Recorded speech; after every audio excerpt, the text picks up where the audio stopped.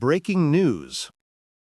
In October 2025, during the ASEAN Summit in Kuala Lumpur, Thailand and Cambodia signed an expanded peace deal to end decades of border tensions, with Donald Trump attending as a witness.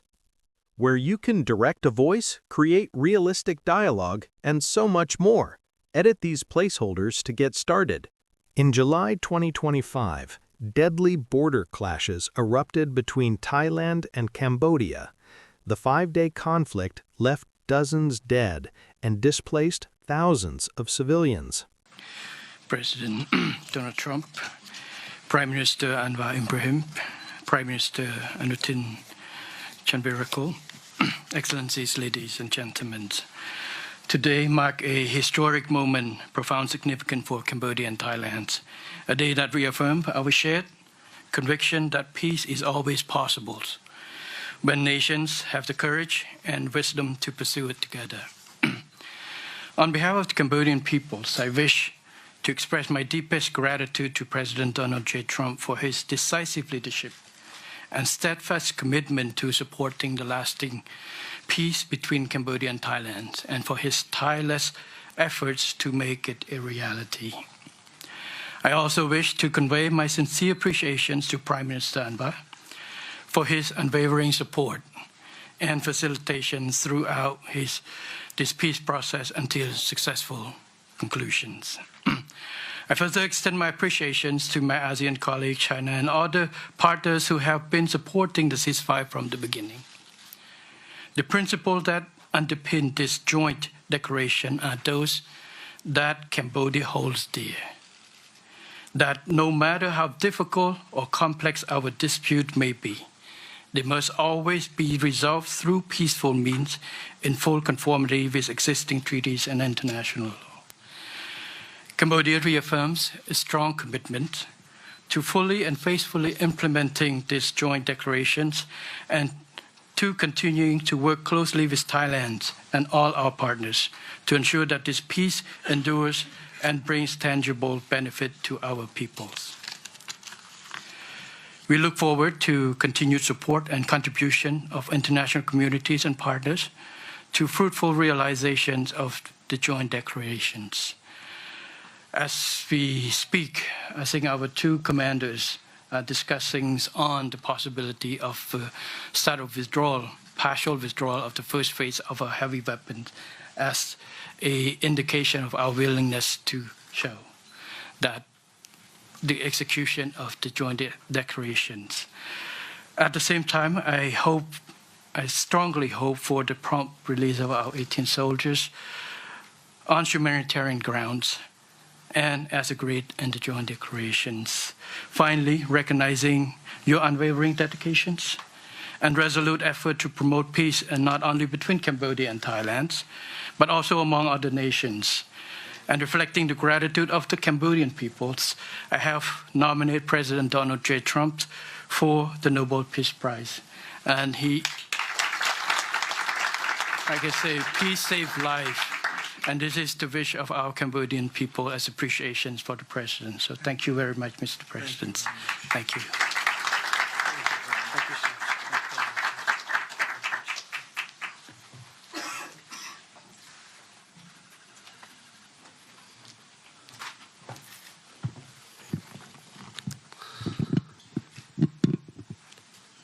President Trump, Prime Minister Anwar, Prime Minister Hun Manet, Excellencies, distinguished colleagues, today marks a new chapter for Thailand and Cambodia. Today we take a concrete step towards peace. I would like to thank Prime Minister Anwar Ibrahim for the leadership as ASEAN Chair and your strong efforts in upholding ASEAN unity. And I also wish to express my sincere appreciation to President Donald J. Trump for your personal dedication to peace between our two countries. And in addition, I thank so much for the kind words of condolences that the President has given to our country on the great loss of our beloved Queen Mother. It means a lot to Thai people. We have come a long way since agreeing to the ceasefire here in Malaysia on 28th of July.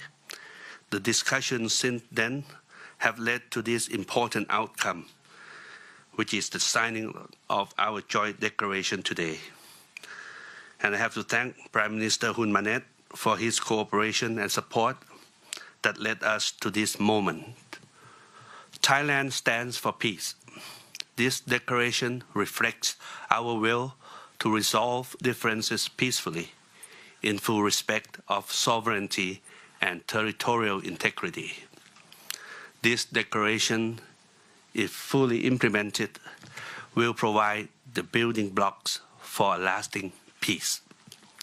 But more importantly, it will begin the process of mending our ties. Our border communities have been divided by conflict, and innocent civilians have suffered immense losses. This declaration places a firm responsibility on our two parties to act.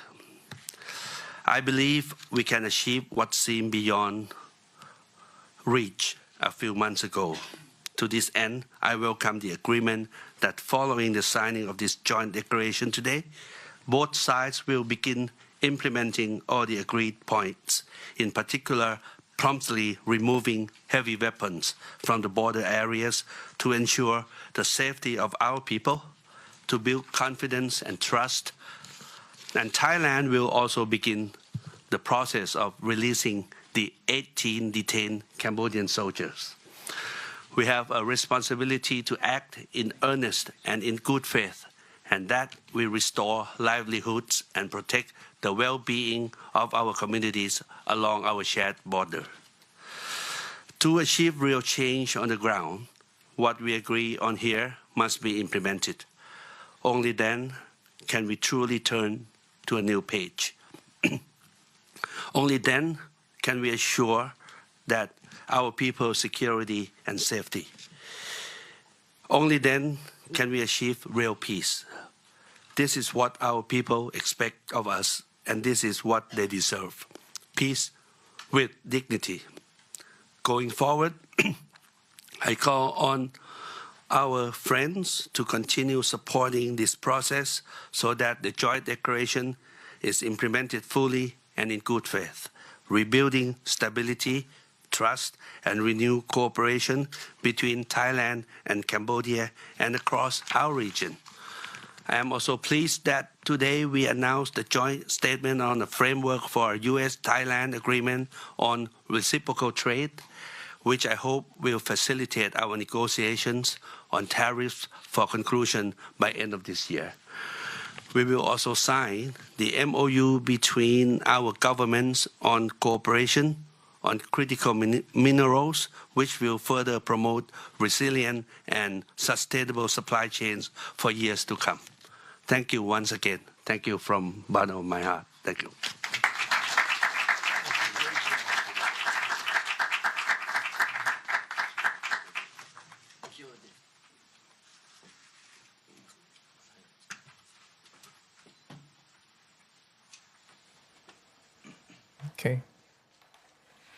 Okay, you're observing the signing of the peace deal between the two parties, Thailand and Cambodia.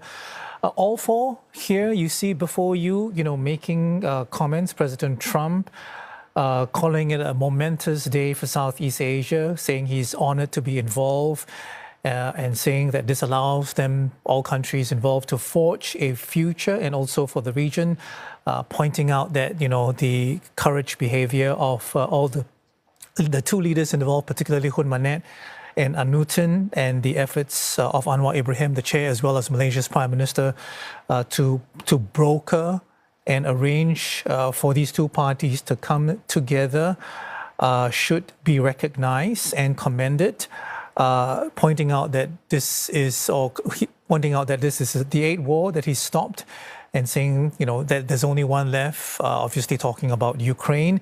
We heard from the ASEAN chair as well,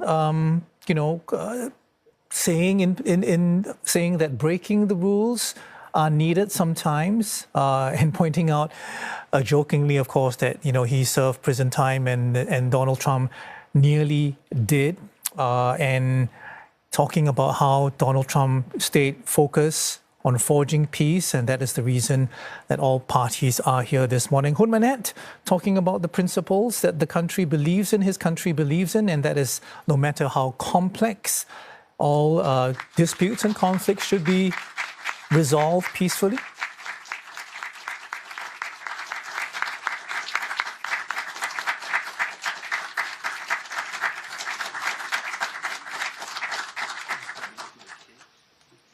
So it is official. It's been signed. Very quickly, what the Thai Prime Minister said, calling this a new chapter, exchanging the documents, between the two Prime Ministers and saying this reflects Thailand's dedication to peace. But interestingly, speaking about how this must be implemented for the achievement of real peace. So this is where I want to bring you in, Sakthish. Anutin, said the right things, I guess, by and large, but it seemed as though that there were some caveats involved as well, talking about the implementation, talking about respect for individual nations' sovereignty. I'm wondering if that is a correct read, or am I being a little bit harsh? Now, this has been one of the 10 points of contentions in the run-up to all these talks that have been now finalized in these Kuala Lumpur Peace Accords, another name for this joint declaration. CNA understands that, after talking to sources within the Thai delegation, that one touch point is that they want assurances, they want tangible assurances that whatever is being signed here is actually being kept and is actually going to be followed through. And that, of course, is going to be very interesting and very curious going forward to see if whatever is being signed here, whatever these four distinguished gentlemen have agreed on is being kept here. And now I want to point one thing out. Among these four distinguished gentlemen, a word that U.S. President Trump has used a lot in his speech, is that Anutin Charnvirakul is the newest Prime Minister, the newest leader at the table. He has been in office just since September, because during the conflict at the border, there was another Prime Minister Paetongtarn Shinawatra, who was actually suspended because of that phone leak with former Prime Minister Hun Manet. Some people point that was also one of the major plot points of that border conflict, so to speak here. So, and that also goes to points to another problem in the eyes of many observers when it comes to Thailand, and it's also its role in diplomacy. Ever since the military coup in 2014, the observers have criticized Thailand to be rather inward-looking in their diplomatic role, basically being gone from the world stage here. And of course, the many changes in government, especially in the past 2 or 3 years alone, didn't help as well. So that is also something that all these stakeholders here are wondering if there's going to be a Thai government, to be precise, still be there actually to follow that through. Because also, let's not forget, Anutin Charnvirakul has announced that he will call for snap elections in the first quarter of next year. So there might be another Prime Minister that is going to be helming this. That is a very real concern, Sakthish. Waikit, want to get you in now. Hun Manet, sounding seemingly a lot more conciliatory, saying that the country's one principle that the country has is no matter how complex, how difficult the disagreement is, it should be resolved peacefully, calling for the release of 18 POWs as well. I want to get your sense of, what he said and whether or not he is indeed really being more conciliatory.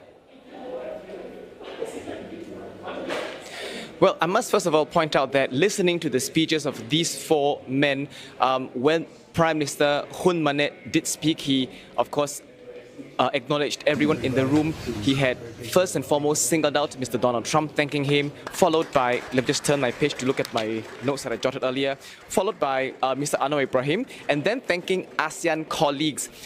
There was no direct mention of Mr. Anutin Chanvirakul, but you will surely appreciate that whatever he said was meant for the ears of Thailand. He said that peace is always possible and that there will always be, he will always be working closely with Thailand. Now that stood out for me. What also stood out for me during Mr. Donald Trump's speech was, again, pardon me, turning back to my page on Donald Trump.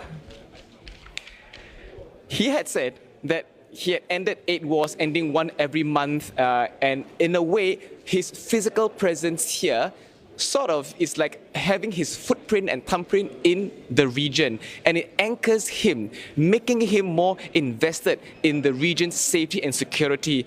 And I'm quite sure that Prime Minister Anwar Ibrahim had caught that, because as he had praised Donald Trump and also, as you said, jokingly talked about how he was in jail, Mr. Donald Trump nearly went there. At the end, he wrapped up by emphasizing that Mr. Donald Trump is a person of peace. So in a way, the speeches here, if you were to read or listen between the lines, this presence of Mr. Donald Trump here in a way ties him, anchors him down, and making him more committed to security in the region. I also want to point out that his paying of tribute to the late Queen Mother is in a way a reflection of how he understands the region. He had also praised Thai and Cambodian prime ministers as great figures, high-quality people, again reflecting the ASEAN way, setting the tone of the peace signing. And in a way, it also speaks to Mr. Anwar Ibrahim's statements that he made earlier at the opening of the ASEAN summit. He said that this peace deal is a reflection of ASEAN's strength, which is not based on uniformity, but the conviction of respect and reason. So, YK, this brings me to the next conflict in the region that is still unresolved, a civil war going on in Myanmar. I imagine that there are many differences, but is there anything from this signing that can be brought to the situation in Myanmar as far as the war there is concerned, and of course those upcoming elections as well? Very, very unlikely that this formula can be replicated from Thai-Cambodia border dispute to the Myanmar crisis. Like I said earlier, some of these conflicts and wars that Mr. Donald Trump had claimed he had ended are really between country A, country B.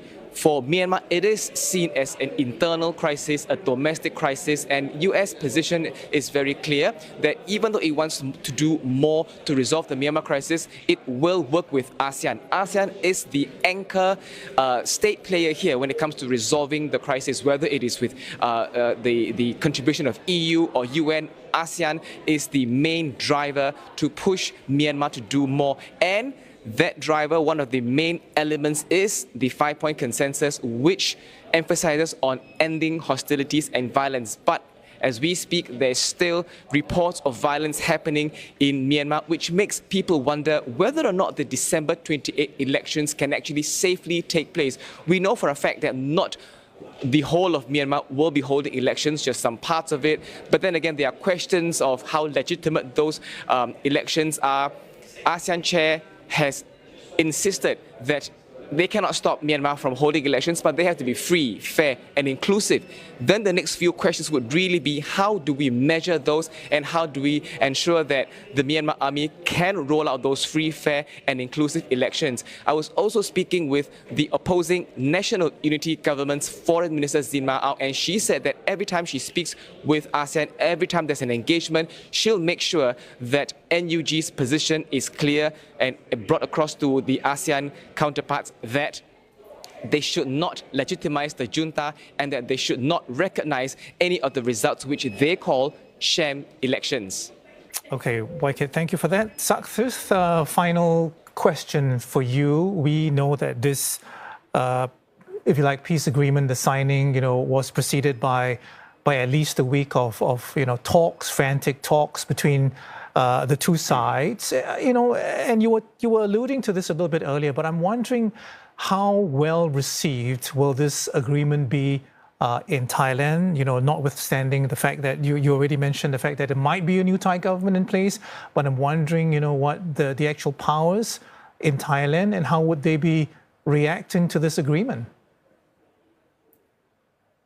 That is an excellent question here, because when we are looking at Thailand, we are not only talking about the Thai government, but also other stakeholders and power stakeholders here in Thailand, especially the Thai military that is in charge of border affairs here. And there has been criticisms, or at the very least, some questioning observations who is actually running the show here, especially during the conflict, during those clashes earlier this year in July, when we had another government, when we had the government of Prime Minister Paetongtarn Shinawatra. Now, of course, what you need to know is that the Thai military is practically an independent stakeholder. It is not under civilian control. But as the tensions were ratcheting up towards that boiling point, so to speak, the civilian government were very comfortable in letting the military actually deal with the operations on the border itself. And of course, when the clashes happened, that's when the military were doing what the military is supposed to do, and which is, in their words, defend their sovereign